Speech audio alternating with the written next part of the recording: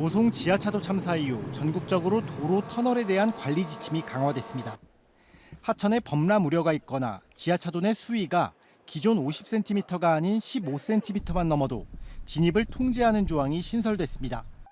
이때 중요한 것은 진입 차단 시설입니다. 하지만 현실은 어떨까? 지난달 감사원의 감사 결과를 보면 침수 우려가 있는 전국 182개의 지하차도 가운데 70%가 넘는 132개소는 여전히 진입 차단 시설이 없습니다.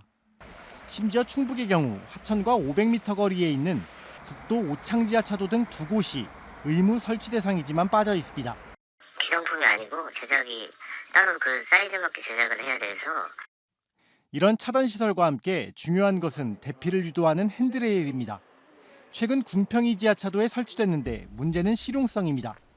높이가 1.5m 이상으로 어린아이가 사용하기에는 무리가 있고 그마저도 단 두 줄뿐입니다. 전주시의 지하차도에 설치된 6줄의 핸드레일과 비교하면 어떤 차이가 나는지 알 수 있습니다. 제가 보기에는 아직도 조금 보완할 부분들이 있었습니다. 어린이가 매달리기엔 이 폭이 좀 크지 않을까 이런.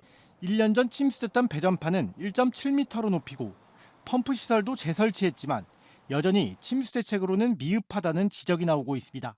기존에 일어났었던 재난을 기준으로 해서 다시 같은 재난이 일어났을 때 극복할 수 있는지가 기준이 되어야 하는데 이렇게 형식적이고 보여주기식이라면 이건 도대체 누굴 위해서 그거를 설치했는지에 대해서.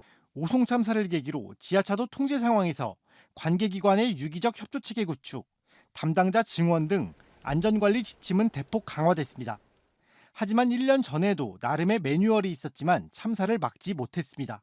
안전은 말 서류보다 실천의 문제인 것입니다. CJB 이태현입니다.